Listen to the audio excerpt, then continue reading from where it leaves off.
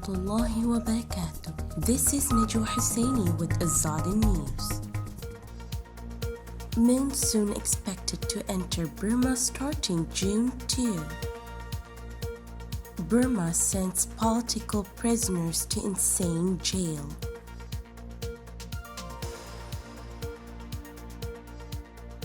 According to the Meteorology Department, monsoon winds could enter Burma starting June 2, and a small storm may form off of the low-pressure area formed in the Bay of Bengal.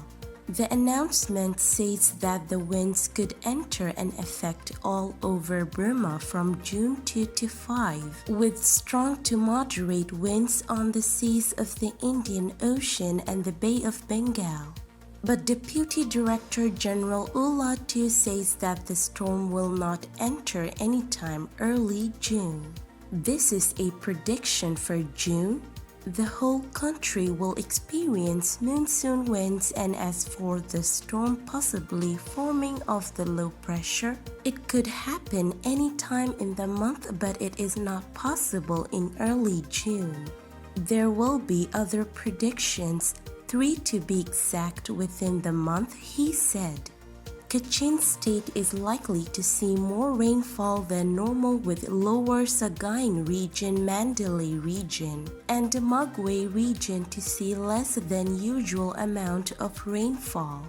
It also predicts that Upper Sagaing region as well as Naypyidaw region, Bagu region, Yangon region, Irrawaddy region, and Thaninthari region, Shah State, Chin State, Arkan State, Kayas State, Kayin State, and Mon State may see more than usual sudden downpours.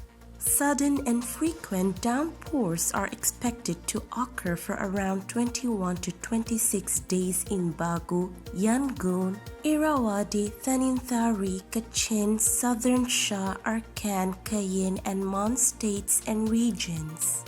It will be around 9 to 14 days for Naypyidaw, Upper Sagaing, Northern and Eastern Shah, Chin, and Kayas states and regions.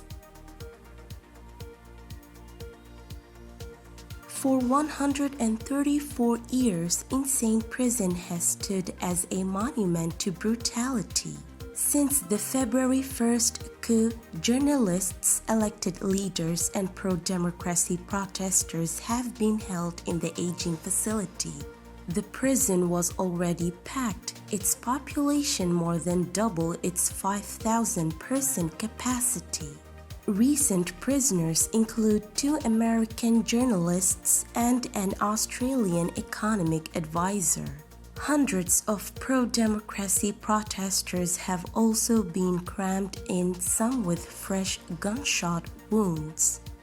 Built by British colonizers to help subjugate the population, the pizza-shaped penitentiary became infamous for its harsh conditions and the torture of prisoners during a half-century of military dictatorship. Now, with the Burmese military back in control after a February 1st coup, the aging prison has become a central part of the continuing crackdown against the pro-democracy movement in the Southeast Asian nation. The junta has detained more than 4,300 people since February, according to a rights group. The primary destination has been Insane, the most prominent of 56 penitentiaries. Perhaps fittingly, its name is pronounced Insane. In interviews with the New York Times, a retired insane prison guard and 10 former prisoners painted a portrait of appalling conditions and human misery at the notorious institution.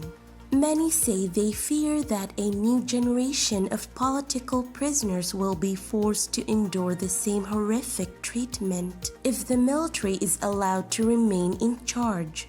Insane has become a central part of the ongoing crackdown against the pro-democracy movement in Burma since the February 1st coup. There are more political prisoners now than decades ago, said U Bu Chi, who co-founded the Assistance Association for Political Prisoners and Advocacy Group, and who served 2 stints at Insane the 1990s.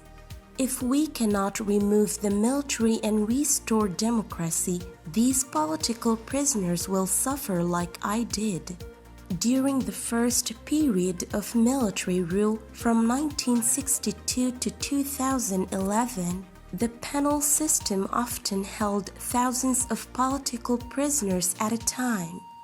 At Insane, they were usually kept in cells with primitive sewage disposal and only thin blankets and a hard surface to sleep on. They received meager, barely edible rations with tendon and bone as a substitute for meat, and rice adulterated with sand and small stones. Former political prisoners from that era say they were frequently beaten and sometimes burned, given electric shocks, forced to crawl across jagged rocks, and locked in kennels intended for dogs. Interrogators would put salt in a prisoner's wound or hold a plastic bag over his head until he passed out. The powerful military intelligence branch once kept an interrogation center at Insane, summoning prisoners day or night for torture sessions. The prisoners would be placed in leg irons and beaten, sometimes to the point of unconsciousness, Amnesty International reported in 1995. Protesters with a banner of Aung San Suu Kyi in February after the coup.